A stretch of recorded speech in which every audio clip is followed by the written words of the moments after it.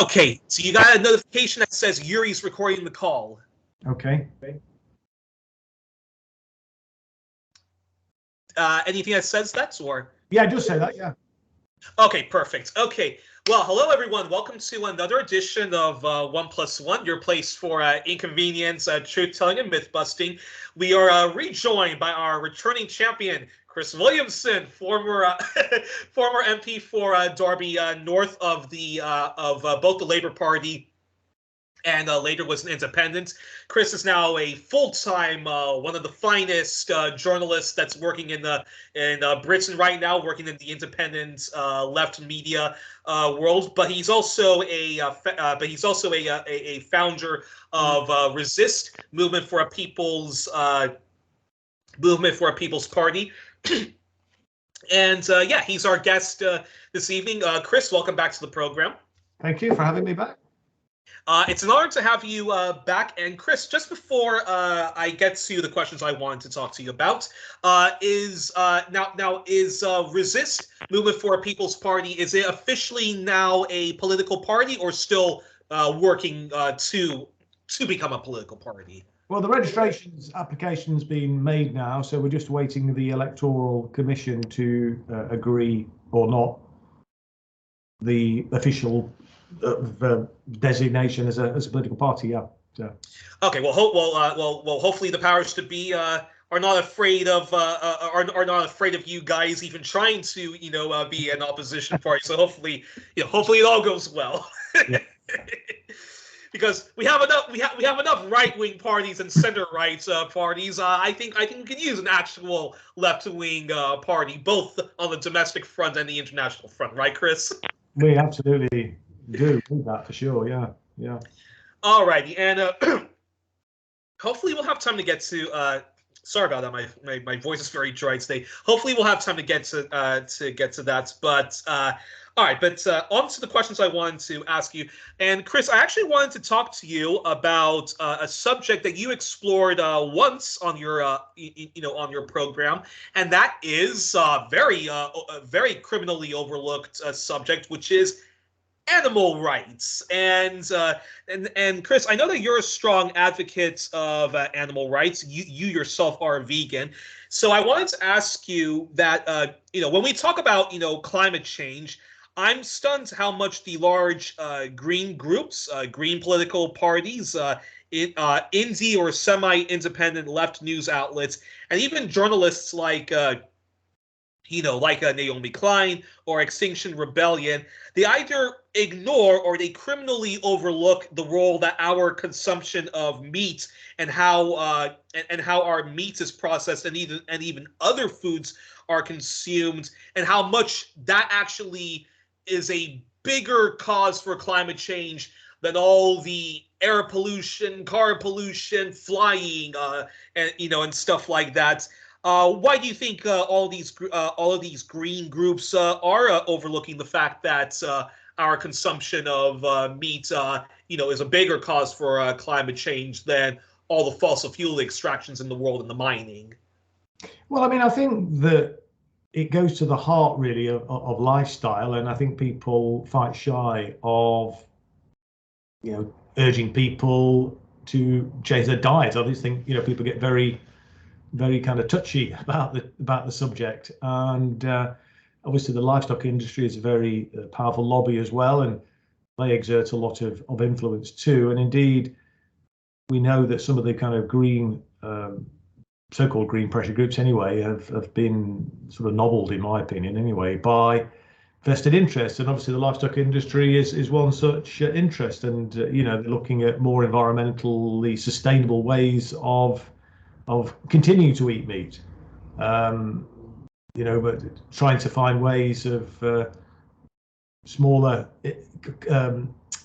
emissions from methane emissions from cattle and so on, rather than saying, well, actually, we need to look at a different way of actually feeding ourselves. Because apart from the environmental impact as a consequence of air pollution that's caused through methane and so on, there is obviously the issue about land usage and water wastage and the problem of grazing animals on the uplands, and that creates a difficulty in terms of water running off more quickly, and we're getting more extreme weather events, more heavier downpours. That water is then rushing off the hills and into the river streams and so on, and that is then causing a major flooding problem downstream in towns and cities, etc. So, whichever way you look at it, it seems to me we do need to, well, ideally, move towards a vegan lifestyle, but I mean certainly a big reduction in the amount of meat that we consume, and look at adaptation to climate change. In my opinion, needs to include replanting, reforesting the uplands, because there's only so high you can build flood defences. I mean, just take my own local city, for example, there were terrible floods in the 1960s, and flood defences were built, and then they weren't high enough, and so they were increased in terms of the height, and then that wasn't sufficient, and we had even more severe weather, and now that the latest round of flood defences seen the walls being built higher still, and even then it wasn't sufficient for parts of the city which were devastated, and it was the industrial area rather than the residential accommodation. But it just sort of shows you the scale of the problem. I mean, these walls are getting higher and higher, and it's not really sufficient to actually deal with the problem. So yeah, I mean, I think there is a real environmental imperative to move towards a more sustainable way of providing the food, growing the food that we need. But I mean, the reason I went vegan in the first instance was based on animal rights, not on the environmental considerations, which were not as well known in the 1970s.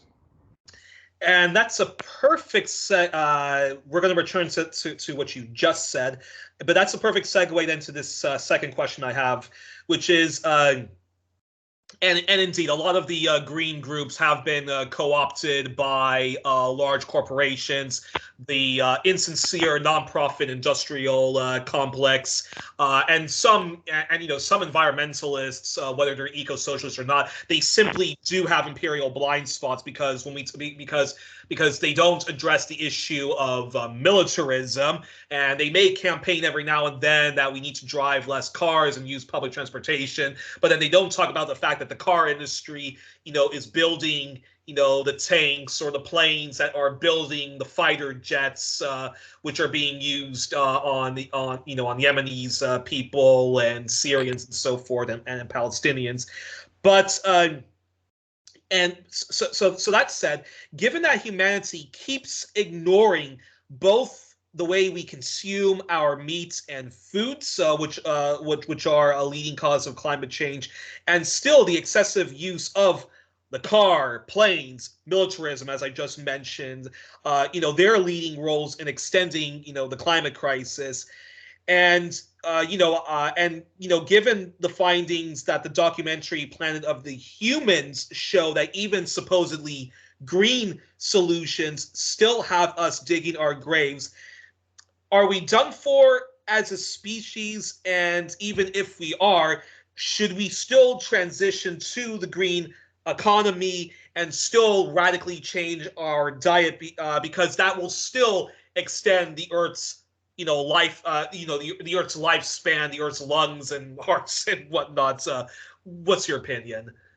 Well, I mean, I think we do need to continue to press to transition away, I think, from fossil fuels and away from, the livestock industry. And apart from anything else, of course, there's kind of, benefits in terms of all the health benefits in terms of, cleaner air and so on. And, a lot of the health conditions associated with meat consumption and other animal products, there's a lot of downsides in terms of health, etc. So, yeah, I do think it's important that we continue to make that case. And I think there is growing awareness now. Maybe not in the elites or even there. I think they're kind of beginning to wake up a little bit, but not quickly enough, in my opinion.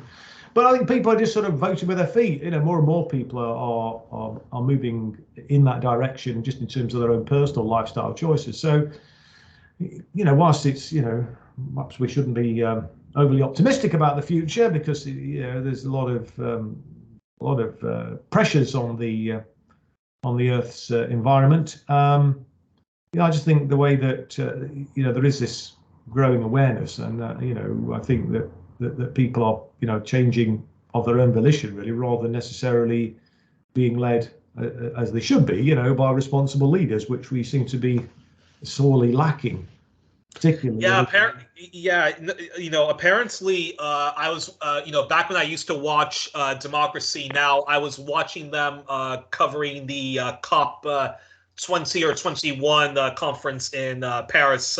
This was when Obama was still, was still president.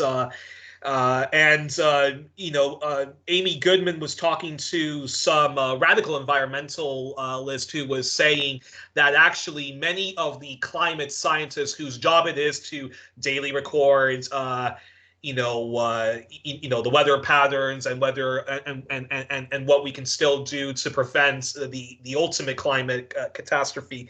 Many environmentalists are actually suppressing their findings that we've passed the point of no return, there's no hope, but that they're self-censoring their findings. And and that to me, that to me is like, well, WTF. So that's why I was asking the question, is there is there any hope for humanity? Or even if we are past the point of no return, should we still radically change our diets, radically change our economy to a sustainable green economy, if you want to call it green capitalism? Should we still do that, because at least that gives the Earth's lifespan, it extends the Earth's lifespan. Just like when somebody is diagnosed with cancer, even if there's no treatment for lung cancer, it still is much better that they, that if they have something like emphysema, they can still live a very long life. It's just,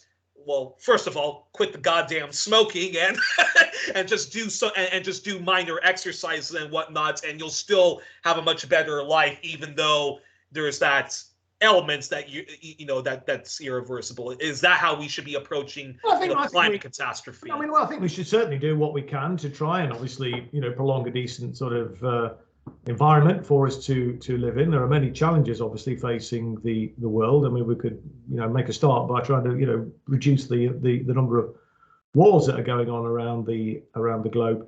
But yeah, I think the kind of a green transition is something which would be incredibly economically beneficial and would also have huge beneficial impacts in terms of lifestyle, and particularly in the northern hemisphere, which has a pretty sort of severe climate in the winter and so on. I mean, if we were to invest, for example, in energy efficiency to insulate everybody's domestic dwelling and commercial premises, that would generate lots of jobs, but it also eradicate fuel poverty.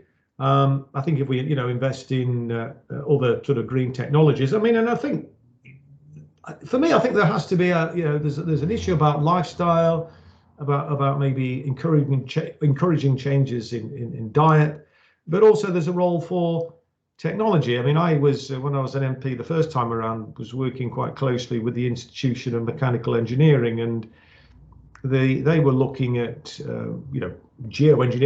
potential geoengineering solutions to climate change. So I do think technology does have a role to play. One of the things that they were looking at was sequestrating carbon from the atmospheres, or if you like, artificial trees and so on. I mean, and there's lots of technological know-how which, if it was deployed appropriately, I think could have a hugely important impact on addressing the problems that the world is going to face in relation to the climate, if we continue to pump the atmosphere with the amount of climate changing emissions that we are doing. But if we could, as it were, sequestrate those from the atmosphere, that would be helpful. So I mean, I think there are things like that needs to be looked at, as well as these other lifestyle changes and using technological solutions to reduce the demand for energy and so on.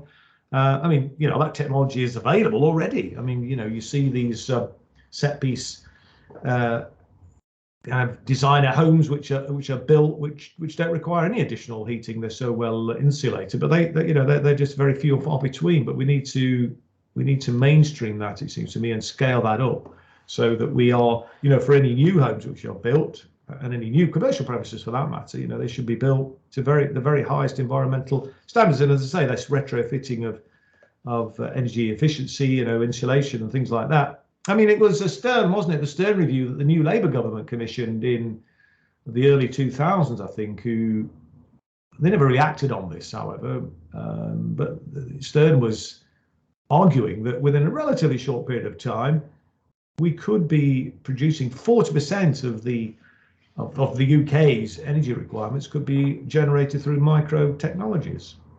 So things like air sort of solar panels and ground source heat pumps and various technologies like that. Small wind turbines, etc. But that's what he was suggesting, and this is the sort of thing I think we need to act upon. Quick follow up then. When we talk about how we consume our meats and other foods, and the need to transition to a plant-based diet and stuff like that, is there any sort of way we can make all of those vegetables and fruits much taste better? Any sort of technology to make it taste better? Because I think the reason why so many people just not only reject the science, but just have that visceral, like, oh, get out of here, you annoying vegans, you vegan bigots. It's because they just don't like the taste of vegetables, plant-based stuff and stuff like that. So is there any way, is there any kind of technology that can make, I don't know, tasting broccoli or celery taste like we were eating a hamburger or spaghetti or something? I think that technology is already happening. I mean, and I think look, any diet can be as dull or as inspiring and interesting as you want to make it. I mean, there's loads of great vegan recipe books available now. I mean, I think a lot of people kind of, certainly when I was growing up, in a working class household, I mean, our kind of regular food was a kind of meat and two veg, as it were. It was pretty dull and boring and uninspiring, as it were. But I mean, there are kind of, I mean, we don't tend to use them very much, but there's kind of these various meat substitutes which are now readily available and have been for a long time now, which I think a lot of people, I think it helps people to make that transition. I mean, and I for my constituency fundraising dinner some years ago, actually, we put on a wholly vegetarian, vegan sort of menu for the people in attendance, but we didn't promote it as such, and we just did it, and people just were very pleasantly surprised that it was all vegan, vegetarian. But some of the kind of meat eaters were shocked to discover that the toad in the hole that we were sort of serving up was actually veggie sausages that were being used. They didn't know, and we put on a Derbyshire hot pot, and they were just unaware, completely unaware. And some were complaining afterwards when they discovered that it was completely vegetarian. But they never complained on the night, and I think everybody enjoyed it. It was so, I don't really think. I mean, I just think that's a really poor excuse, really, to be honest with you. Because as I say, meat diet can be very dull and uninspiring. I mean, and if you're going to live on Big Macs or whatever, beef burgers and so on, you're not going to be very healthy. It does taste good though, but anywho. I once tried a veggie hot dog. It wasn't good, but I'll have to come up to visit you in Derby, and you'll cook me a really good one then. Yeah. And we'll spread the word. But that's a perfect segue before we run out of time. That's a perfect segue then to this. Now, as an animal rights advocate, do you think that we should close zoos, not open up another zoo, close aquariums, enough of the sporting events of greyhound racing and even horse racing and horse the activities that we make horses do, and hunting just for the fun of it, because there are some hunters who don't do it for the food. They just want to do it so that they can have a deer head, or that they can have a polar bear, as a decoration, or a gorilla ashtray.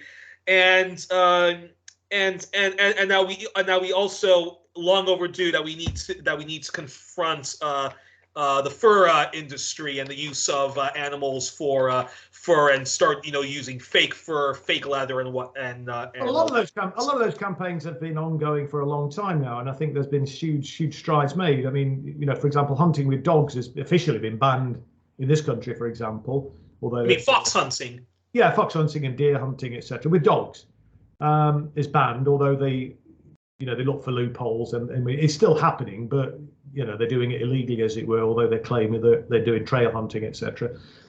But they're on the wrong side of the law, which is good. And there's been a few prosecutions, but the legislation isn't well drafted, if I'm honest. And it was brought in by the new Labour administration under Tony Blair, and Tony Blair didn't support it, actually. And I think that's one of the reasons why the legislation is full of loopholes. But there's definitely been strides made in that. I think not just in Britain, I think around the world. I mean, I think people are repulsed by hunting for fun, trophy hunting, and so on. And there's significant campaigns now, and there's certainly a lot of public support, I think, to ban trophy hunting for things like polar bears, lions, etc.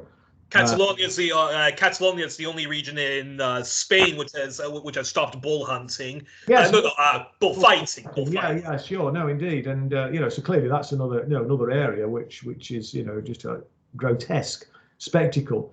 So these things are, we're moving in the right direction. I mean, and I think, again, I think back to when I was a young man and first getting involved in the animal rights movement in the 1970s, and on the issue of fur, for example, there were lots of furriers in every town and city around the land. I mean, they're very few and far between now, actually, if any, to be honest. I think very difficult to actually buy a fur coat. So I do think, again, there's been a growing awareness on that. I think zoos are falling out of favour. The circuses with live performing animals, they've virtually been banned now, or certainly significantly reduced. I mean, there was some legislation. Wait, you mean specifically in England or globally?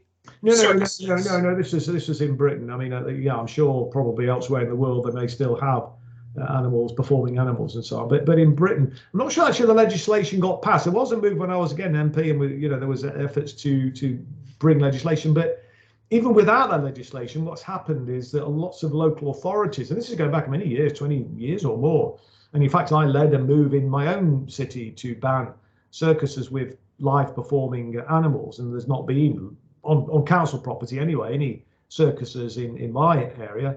And that's reflected, I think, around the country. So there's definitely moves, away from that. And I think, again, with zoos, they are falling in sort of popularity. I think a lot of people have recognised, the propaganda that the zoos have indulged in about, how important, they are to conservation and so on, which is, I just think, a smokescreen.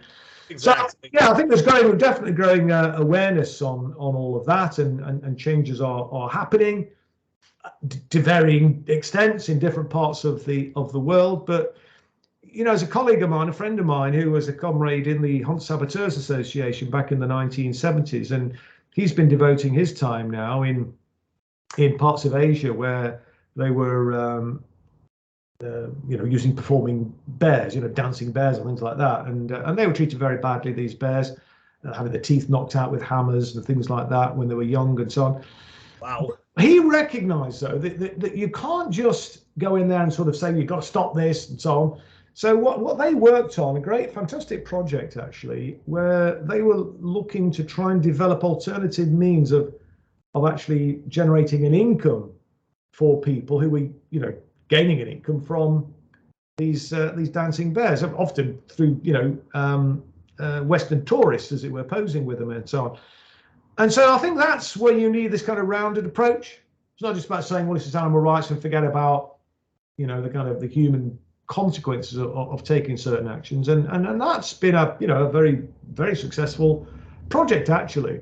And that's, I think, the sort of approach you need. You can't just be a one-dimensional approach. You've kind of got to think, well, okay, if we do this, what's the consequence? What's the implications of this? And so you need, as I say, a much more rounded approach. But I do think there's significant progress being made on that. A long way for us to go, of course, still. But I think on hunting, on zoos, on circuses, on fur farming, and so on, people are turning away from those in large numbers. Much more so than when, as I say, when I was a youngster, there was a lot less awareness than there is today you know, the legislators are sort of catching up with public opinion. Public opinion is ahead of the legislators, I think, to a large extent on this. It's interesting. Well, all power to it. And I do have to say, even though I do support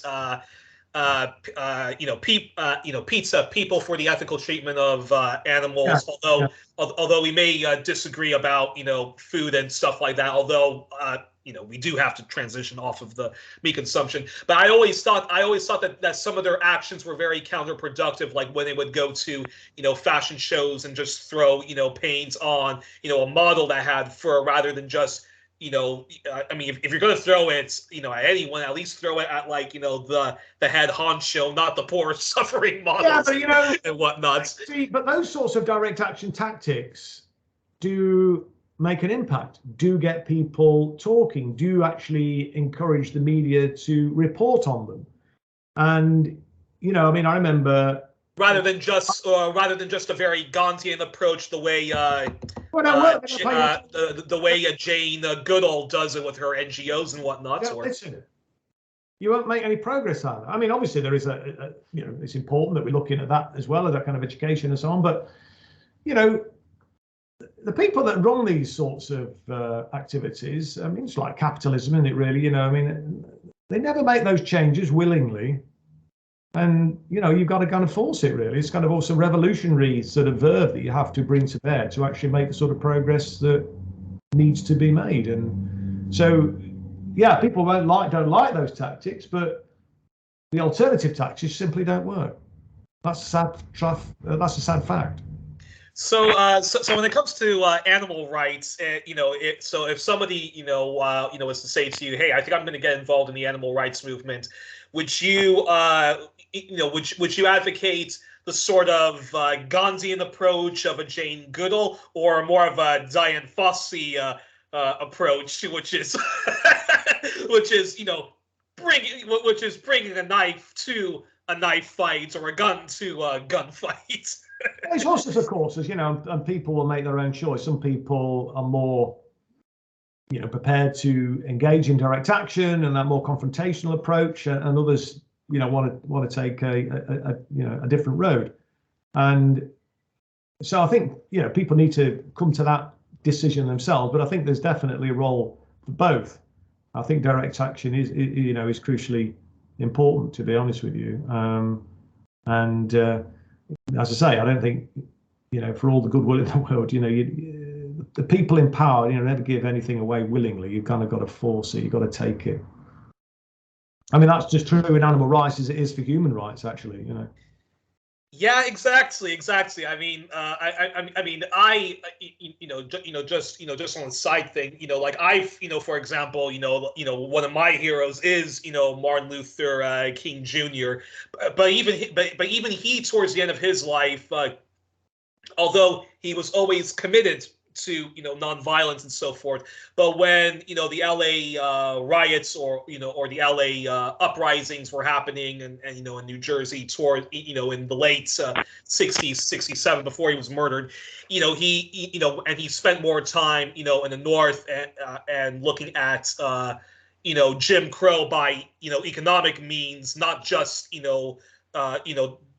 the racial means, and he started the Poor People's Campaign. He realized that although he's always for nonviolence, he realized that, hey, the reason why people do resort to violence, burning a building, or having more of a militant language of a Malcolm X or Stokely Carmichael, is because that it is because they've exhausted the nonviolent means, and the powers to be simply are not responding. So therefore, you have to. Although I'm kind of paraphrasing, but he realized, why sometimes people had to go through the militant road, as opposed to the Gandhian approach, which he was always an advocate of. And look what they did to Martin Luther King. Look what they did to Malcolm X. Look what they did to Fred Hampton. So yeah, I mean, and look what's happening. I mean, just in today. I mean, great revolutionary leaders. People like Thomas Sankara. Assassinated. Look what the Zionists Israeli Zionist state is doing to the Palestinians. 70 years of oppression. You know, they and the Palestinians also tried the non-violent means. They're actually very early on. There were Palestinians doing the Gandhi MLK Jr. approach, but yeah, no, Israel's just one of those things where dare I say, you have to speak the language of the Zionists, and which is unfortunately violence, yeah, so yeah, I know where you're coming from with that. Actually, self-defense. Yeah, exactly. Is what the Palestinians are doing, So. Now, just before we run out of time, because you have to go soon, right? Yeah, I do. What time is it now? I believe it's your 11:50. 11:54. Yeah. Well, 12:54 actually. Yeah. So yeah. Okay. So I have two two last questions then. So my second to last question is, will your group, whether it becomes a political party or just an advocacy group, will you and your team be advocating for abolishing the House of Lords and a referendum on whether the monarchy should continue to exist, and if a referendum was held and a majority of people voted to abolish the monarchy, a peaceful transition then to a republic?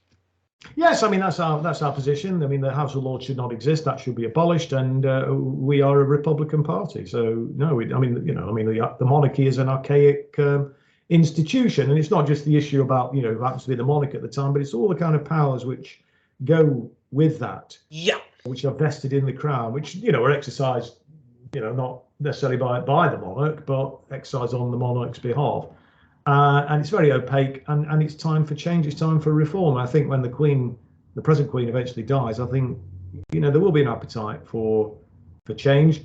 Obviously, with the present mainstream, Lord knows, much of the Commonwealth would love that. But the mainstream political parties, of course, will have nothing to do with that. I mean, both the Conservative Party and the Labour Party and the Liberal Democrats, for that matter, are both monarchist parties, and the few, well, there's much more than a few actually, but quite a lot of the the Republican tradition inside the Labour Party, many of them have been expelled from the party and suspended, etc. So that radical tradition inside the Labour Party has been destroyed, really. So the only hope we have is for a new way forward, and that's about, I think, raising consciousness and bringing people with us, and I guess creating a political party to give voice to that. But I think we take a very strong view that politics isn't all just about electoral politics. It's about building a movement. Yeah, and then a very quick follow-up before I get to my very last question. Then is your opinion on on Harry and Meghan, and how they were sort of ousted or voluntarily decided to step down from the monarchy, and the kind of the sort of racist treatment. Well, not the sort of racist treatment. The racist treatments that Meghan was subjected to in mostly the far right press, and that a douchebag that no longer is on ITV, Piers Morgan. Just curious your thoughts on that. I mean, it's an irrelevant sideshow, isn't it, really, in a sense? I mean, yes, and clearly I think there was bigotry and racism going on there, but they're very privileged individuals. I mean, there are far more important issues in the world for us to concentrate on. It frankly doesn't interest me in any way, shape or form. It's just one kind of aspect of the whole ridiculous soap opera and paraphernalia that goes with the coverage of the royal family. And my very last question then is this one. Now I don't know if you believe in Scottish independence, or even Welsh independence for that matter, but does Resist have an official position on Scottish independence, or are you and your colleagues more neutral on the issue?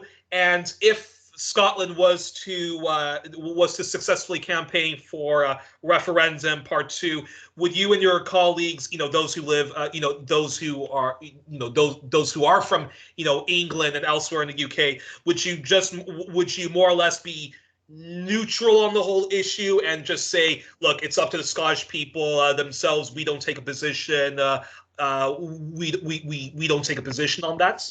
Well, we leave it self-determination. If the Scottish people want to have independence, then as far as we're concerned, that's perfectly acceptable. Same with Wales. We're certainly in favour of a united Ireland. Yeah. In a sense, I guess we would take a neutral position, but I think it's a matter for people in those respective nations to determine their own future. And if that wants, if they want to be, remain as part of the union, then fine. If they don't, well, that's also fine as far as we're concerned. I mean, even if they were to cede from the union, I think there would have to be strong kind of working relationship with the new independent nation. And in some ways, personally speaking, maybe an independent Scotland, if they were to elect a socialist administration, might potentially be a good thing. But it's all kind of speculation, really, as I say. But I mean, in the end, for us, it's about allowing the Scottish people to decide their own future. All righty. Well, we were joined on this edition, our All Things UK edition. I almost think that I should rename the playlist, 1+1 episodes with Chris Williamson, because Chris, you're the guest we have the most on to talk about British affairs. But yeah. Anyway, Chris has a very important appointment to get to. So we were joined on this edition of 1+1 with Chris Williamson, former MP of Derby North of Labour and later in Independent.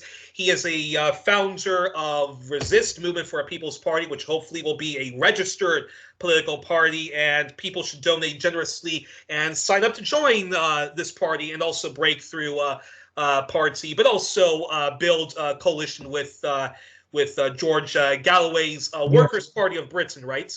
Yeah, absolutely. Yeah, I mean, we are very keen to continue working with the Workers' Party, with the Trade Union and Socialist Coalition, and with all kind of progressive socialist groups in the country. That is the only way we're ever going to make any progress. Exactly. And all righty. Well, Chris, you have a very great weekend. I hope to have you back on in the future, and best of luck with everything. And thank you for taking the time. Thanks a lot, mate. All the best. Cheers.